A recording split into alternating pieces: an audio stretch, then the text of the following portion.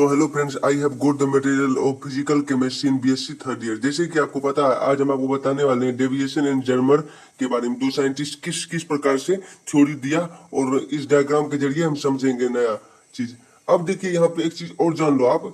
Experimental verification of de Broglie equation, यानी de Broglie समीकरण का प्रायोगिक प्रायोगिक सत्यापन करेंगे।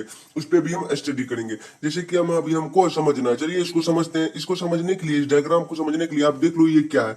ये आप समझ जाएंगे, ये फिलामेंट है। ये क्या है आपका? ये फिलामेंट हो गया।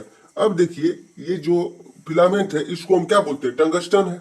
अब देखिए टंगस्टन से हम क्या करते हैं, जब यहाँ पे लाइट की रे को यहाँ पे डालते हैं, कहाँ पे? निकेल क्रिस्टल पे डालते हैं।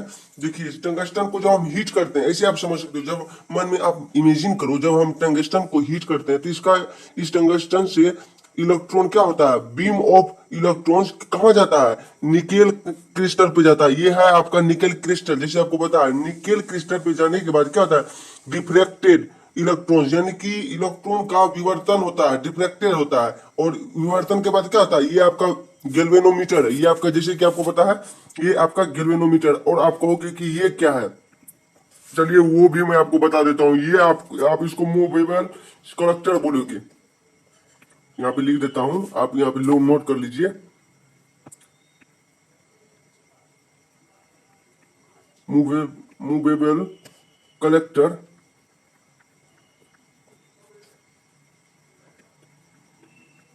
इसका मतलब ये हो गया कि देखो यहाँ पे जब ये विवर्तन यानी डिफ्रैक्टेड के बाद इलेक्ट्रॉन यहाँ पे इसमें आएगा, तो इलेक्ट्रॉन को कलेक्ट कौन सा करेगा? ये कलेक्ट कर लेगा।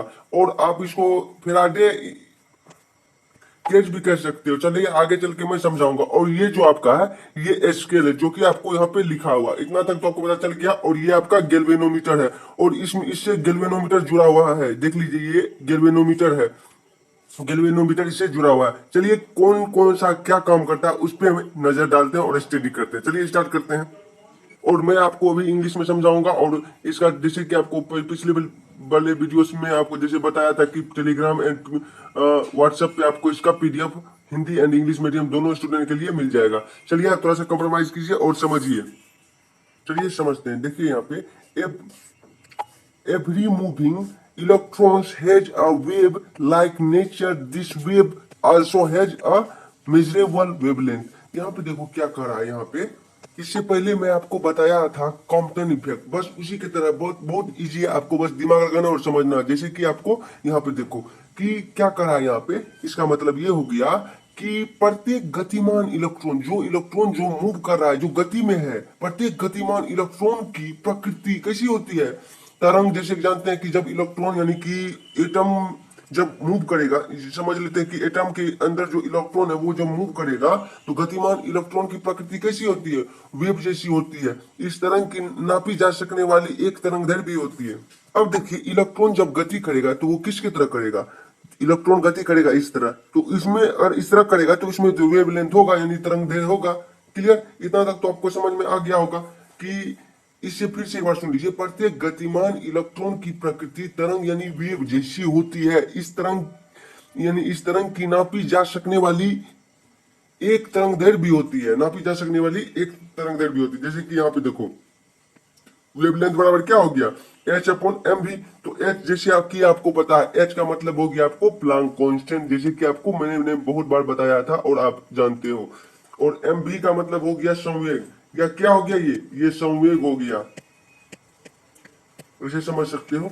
और आगे चल के हम देखेंगे, यहाँ आगे देख लेते हैं। यहाँ पे देखो, आप आगे चल के अब यहाँ देखो क्या कर रहा है। जो डायग्राम था उसी के बारे में आप मन में इमेजिन कर लो मन में, कि वो जो डायग्राम मैंने पहले बनाया था उसको मन में इमेजिन करो। और यहाँ पे समझो, the electrons emitted from the hot tungsten filament collide with the nickel crystal, and the electrons from the nickel crystal are refracted. यहाँ पे देखो क्या कहा जा रहा है। अब यहाँ पे देखते हैं, यहाँ पे जाते हैं डायग्राम पे। डायग्राम में देखो क्या करा है। गर्म टंगस्टन तंतु जो है, यानी कि इसको जब मैंने गर्म किया, टंगस्टन कब इलेक्ट्रॉन को यानी कि ट्रांस निकालेगा अपने अंदर से। अब देखो यहाँ पे टंगस्टन को गर्म करना होगा, तो चलिए, टंगस्टन को जब गर्म किया गया तो गर्म टंगस्टन तंतु से उत्सर्जित इलेक्ट्रॉन, इससे क्या हो गया, इलेक्ट्रॉन का उत्सर्जित हुआ और उत्सर्जित होकर कहा गया, निकेल पे, जैसे कि आपको पता है निकेल क्रिस्टल पे गया और निकेल क्रिस्टल पे टकराने के बाद क्या हो गया, उसका विवर्तन हुआ इलेक्ट्रॉन का, और जिसे हम डिफ्रैक्टेड इलेक्ट्रॉन्स कहेंगे। और विवर्तन क्या हो गया, यानी कि निकेल क्रिस्टल के टकराने के बाद निकेल क्रिस्टल से इलेक्ट्रॉन का विवर्तन होता है। चलिए, यही हमने अभी समझाया आपको। चलिए, इतना तो समझ गए होंगे। चलिए अब आगे देख लेते हैं। After heating the nickel crystal the electrons enter the Faraday cage. अब देखो यहाँ पे क्या कर रहा है, यहाँ पे निकेल क्रिस्टल से टकराने के बाद इलेक्ट्रॉन फैराडे केज में एंटर करते हैं। अब देखो फैराडे केज क्या होता है, चलिए समझते हैं। जैसे कि आपको बताया, इसको हम, ये जो है आपका, इसको फैराडे केज भी करते हैं। तो इलेक्ट्रॉन जब यहाँ से रिटर्न, यहाँ से आया, यानी कि डिफ्रैक्टेड होके विवर्तन, जब इलेक्ट्रॉन विवर्तन होके यहाँ आया, तो ये मूवेबल कलेक्टर जो है, इसको कलेक्ट कर लिया इलेक्ट्रॉन को, और कलेक्ट करने के बाद यहाँ पे आ गया, जिसे हम फैराडे केज भी कहते हैं। और इससे क्या जुड़ा हुआ है, गैल्वेनोमीटर, जैसे कि आपको पहले ही बताया था मैं, ये आपको पता भी है। इतना तक तो आपको समझ में आ गया होगा। चलिए अब आगे देख लेते हैं। आगे आप देखो यहाँ पे, the inner cylinder of the Faraday cage is connected to one galvanometer। अब यहाँ पे देखो क्या कर रहा है, फैराडे केज का भीतरी सिलेंडर एक गैल्वेनोमीटर से जुड़ा होता है। अब देखो यहाँ पे फिर से देख लेते हैं एक बार, यहाँ पे ये डायग्राम है। अब बोल रहा है फैराडे केज का भीतरी सिलेंडर जो है, ये जो फैराडे केज है, इसके अंदर का जो ये सिलेंडर है, भीतरी सिलेंडर, ये किससे जुड़ा हुआ रहता है, ये भीतरी सिलेंडर जुड़ा हुआ रहता है, गैल्वेनोमीटर से जुड़ा हुआ रहता है। देखो यहाँ पे गैल्वेनोमीटर से जुड़ा हुआ है। तो हम इसे ये समझे कि फैराडे केज का जो भीतरी सिलेंडर है वो गैल्वेनोमीटर से जुड़ा हुआ है, यानी कि इस चीज से जुड़ा हुआ है, जैसे कि आपको पता चल गया और आप समझ लीजिए। चलिए अब आगे देख लेते हैं। यहाँ तक आपको समझ में आ गया होगा, उम्मीद है। अब आगे देखो यहाँ पे, the intensity of the diffracted electron capital is measured by a galvanometer. यहाँ पे देखो क्या कर रहा है, विवर्तित, क्या कर रहा है, विवर्तित यानी डिफ्रैक्टेड इलेक्ट्रॉन्स पुंज की तीव्रता, इंटेंसिटी का मापन गैल्वेनोमीटर द्वारा करते हैं। आप कहोगे कि सबका काम तो पता चल गया। अब वो जो इलेक्ट्रॉन है, यानी कि उसका जो गति, इंटेंसिटी है, उसका मापन किसके द्वारा किया जाता है। हम जानते हैं कि गैल्वेनोमीटर में किसका, मतलब कि उसका मापन होता है, विवर्तित, यानी विवर्तित इलेक्ट्रॉन, यानी डिफ्रैक्टेड जो इलेक्ट्रॉन था, ये जो इलेक्ट्रॉन है, इसका मेजर कौन करेगा, गैल्वेनोमीटर करेगा। तो गैल्वेनोमीटर करेगा, ये आपको पता चल गया। तो जब गैल्वेनोमीटर करेगा तो उसका भी फॉर्मूला देख लो यहाँ पे, 1/2 mv² इक्वल v गुना ई। इक्वेशन 1 में इसको लिख देते हैं। अब यहाँ पे देखो, v गुना ई जो है, ई क्या है आपका, ये ई मतलब समझ लो इलेक्ट्रॉन है। इलेक्ट्रॉन का क्या हो गया, एक तरह का समझ सकते हो, ये इलेक्ट्रॉन का वेग समझ लो आप, यानी कि 1/2 mv² इक्वल v गुना ई, इलेक्ट्रॉन का वेग, यानी कि इतना बराबर इतना हो गया। इतना समझ गया आप, इक्वेशन 1 में इसको रख दिए। अब आगे जाके देखेंगे हम, यहाँ पे इसको हम ऐसे भी लिख सकते हैं, या आप इसको ऐसे भी लिख दो यहाँ पे। चलिए थोड़ा सा कलर चेंज कर देते हैं। जैसे कि ये भी जो है, भी को हम इधर लाएंगे, जैसे भी को मैंने इधर लाया, तो यहाँ पे mv² है, तो जब ये उस साइड जाएगा तो स्क्वायर यहाँ पे लग जाएगा, स्क्वायर चलिए लगा दीजिए। यहाँ क्या हो गया आपको, 2ve हो गया, यही है 2ve हो गया। क्यों, क्योंकि यहाँ पे क्रॉस मल्टीप्लिकेशन ऐसे समझ सकते हो, कर दिया मैंने। तो जब ये हो गया तो अब बटे क्या हो जाएगा, m हो जाएगा, m नीचे आ जाएगा। चलिए m नीचे आ गया, जैसे कि आपको पता है। अब यहाँ पे एक चीज और जान लो कि 1/2 mv² क्या हो गया, इलेक्ट्रॉन की गतिज ऊर्जा। अब कहोगे कि ये 1/2 mv² क्या है, इलेक्ट्रॉन की क्या है, गतिज ऊर्जा। ये आप नोट कर लीजिए अलग से, गतिज 1/2 mv² जो है, इलेक्ट्रॉन की क्या है, इलेक्ट्रॉन की गतिज ऊर्जा, यानी एनर्जी है। आप इसको नोट कर लीजिए। अब देखो यहाँ पे v गुना ई क्या है, ई है विद्युत क्षेत्र की सामर्थ्य, यानी कि जो विद्युत क्षेत्र है उसका सामर्थ्य के बारे में यहाँ बात कर रहे हैं। यानी कि इलेक्ट्रॉन की गतिज ऊर्जा इक्वल विद्युत क्षेत्र की सामर्थ्य के बारे में बात कर रहे हैं, विद्युत क्षेत्र की सामर्थ्य। ये v गुना ई क्या हो गया आपका, विद्युत क्षेत्र की सामर्थ्य। चलिए इसको भी नोट कर लीजिए आप, यहाँ पे इसको विद्युत क्षेत्र की सामर्थ्य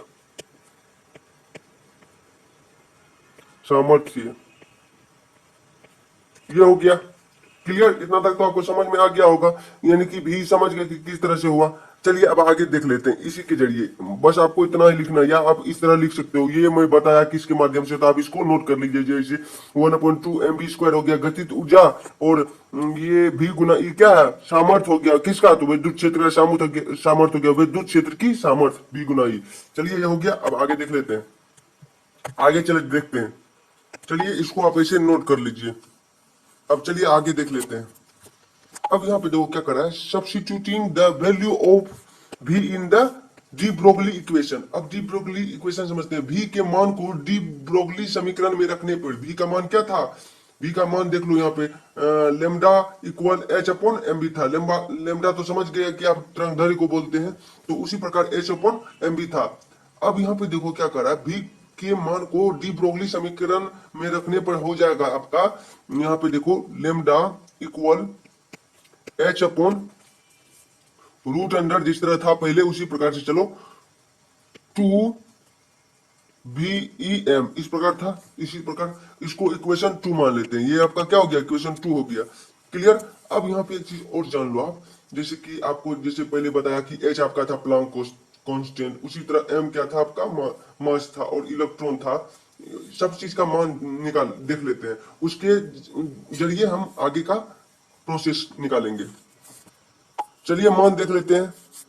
अब यहाँ पे मान देखो h जो है इसका मान देखो यहाँ पे क्या 6.6256 इंटू 10⁻⁻27 अर्ग सेकेंड। उसी तरह m का क्या हो गया 9.1091 10⁻⁻28 ग्राम, और इलेक्ट्रॉन का कितना हो जाएगा, इलेक्ट्रॉन का हो गया आपका 4.803 इंटू 10⁻10 ESU रखने पर, इतना रखने पर देखिए क्या निकलता है। चलिए वो भी देख लेते हैं।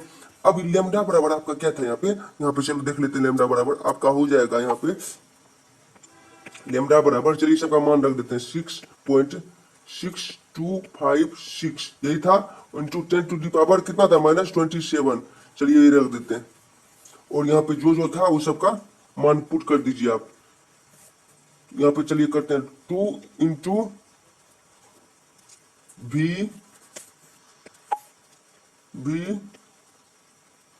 गुना 4.803 इंटू 10⁻⁻10 इंटू 9.1091 इंटू 10⁻, ये 10 है यहाँ पे, 10 पे पावर कितना है -28। ये 28 यहाँ पे लिख दो आप, ताकि आपको समझ में आए। समझ गए? जो यहाँ पे था वो आपको लिख देना, जो यहाँ पे है इलेक्ट्रॉन एंड मास दोनों है जो, वो आपको ये दोनों आपको लिख देना है, ये दोनों। चलिए ये दोनों लिखने के बाद आप इसको अगर सॉल्व करोगे तो आपका आ जाएगा आंसर। यहाँ आगे चल के आगे आपका यहाँ पे आंसर आ जाएगा इनपुट करने के बाद, lambda equal 0.708 into 10⁻⁻8 upon root under क्या आ जाएगा v। अब देखिए v जो है इसको ESU यहाँ पे निकल गया। अब आगे चल के यहाँ पे 1 ESU बराबर कितना होता है, 1 ESU बराबर हो गया आपको 300 वोल्ट। यहाँ पे देख लो आप, यहाँ पे लिख देता हूँ 1 ESU बराबर हो गया आपका, यहाँ पे 1 ESU बराबर 300 वोल्ट हो गया। v का मतलब आप समझ लेना, ये इतना समझ गए। अब इसका मान जब वोल्ट में निकालेंगे, देखिए वोल्ट में क्या निकलेगा। चलिए इसको आगे चल के हम अगर वोल्ट में निकालेंगे तो यहाँ पे आपका क्या हो जाएगा, लेमडा इक्वल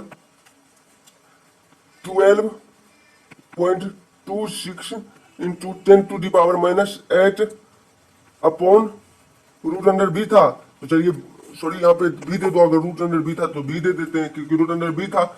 अब देखो यहाँ पे, या इसको अब कहोगे कि इसको आप कैसे लिख दिए, ये आपको यहाँ पे थोड़ा सा प्रॉब्लम हो रही होगी, तो यहाँ पे समझ लो कि हम 0.708 इंटू 10⁻⁻8 को हम अगर आगे चल के अगर वोल्ट में लिखा जाए तो हम इतना लिख सकते हैं 12.26 इंटू 10⁻⁻, यहाँ पे 8 है ये, तो 8 इतना लिख सकते हैं रूट अंडर भी अपॉन रूट अंडर भी। तो या आप इसको अगर आगे चल के इसको सॉल्व करोगे तो यहाँ पे आपका आ जाएगा रूट अंडर 150 अपॉन भी। अब देखो या यानी कि इंटू 10⁻⁻8 जो ये है ये सीएम में आ गया, इतना सीएम आ गया। अब आगे जब इसको सोल्व करेंगे तो आ जाएगा आपका लेमडा इक्वल, अगर थोड़ा सा प्रॉब्लम हो रही है तो आप नीचे कमेंट कर सकते हो या टेलीग्राम या व्हाट्सएप पे समझने में। अब यहाँ पे देखो root under 150 upon v into 10 to the power minus 8 cm clear, ये आपका निकल गया। ये आप इसको नोट कर लीजिए, ये बीएससी थर्ड ईयर के लिए बहुत इंपॉर्टेंट क्वेश्चन है, हर बार एग्जाम में पूछा जाता है। आप इसको अच्छे से स्टडी करके आप थोड़ा सा प्रैक्टिस करो, बहुत ईजी है, एक दो बार प्रैक्टिस करने पर आपको पूरा तरीका से समझ में आ जाएगा। क्लियर, चलिए अब आगे देख लेते हैं।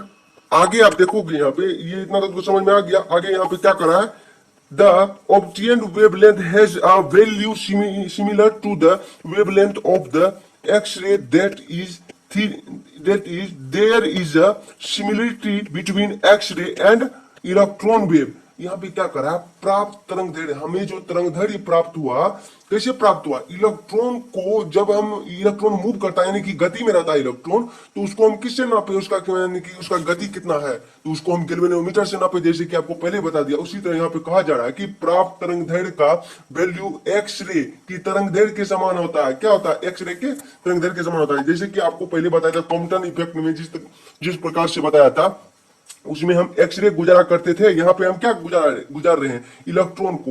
यहाँ पे फिलामेंट को जब हीट किए तो ये यहाँ से इलेक्ट्रॉन उत्सर्जित होने लगा और जाके निकेल पे टकराया, और निकेल पे टकराने के बाद यहाँ पे डिफ्रैक्टेड इलेक्ट्रॉन्स हुआ, यानी कि विवर्तन हुआ इलेक्ट्रॉन का, और वो किस में आ गया, वो आ गया आपको मोबियल कलेक्टर में आ गया, जिसे फेराडे केज भी कह सकते हो। और फेराडे केज के अंदर जो भीतरी सिलेंडर है वो गैल्वेनोमीटर से जुड़ा हुआ रहता है, जैसे कि आपको पता है। उसी प्रकार से यहाँ पे कह रहा है, देखिए इलेक्ट्रॉन जब मूव करता है तो वो वेव की तरह काम करता है, यानी कि ऐसे वेव नेचर हो जाता है उसका गति में इलेक्ट्रॉन का। तो वेव नेचर जब हो गया इलेक्ट्रॉन, तो यहाँ पे समझो कि अब इसको हम कैसे मापेंगे, इसको मापेंगे हम कैसे, तो इसको जैसे कि आपको पता है इसको गैल्वेनोमीटर के जरिए मापा जाता है, यानी इसका मेजर किया जाता है। उसी प्रकार से यहाँ पे देखो प्राप्त तरंग दैर्ध्य, जो हमें तरंग दैर्ध्य प्राप्त हुआ, यानी कि वेवलेंथ जो प्राप्त हुआ, प्राप्त तरंग दैर्ध्य का वैल्यू एक्सरे की तरंग दैर्ध्य के समान होता है, अर्थात एक्सरेज और इलेक्ट्रॉन तरंग में समानता प्रकट होती है, यानी कि दोनों में क्या होता है, समानता, यानी कि एक दूसरे की समानता प्रकट होती है, यानी कि एक दूसरे के समान प्रकट होती है। इतना तो आपको पता चल गया।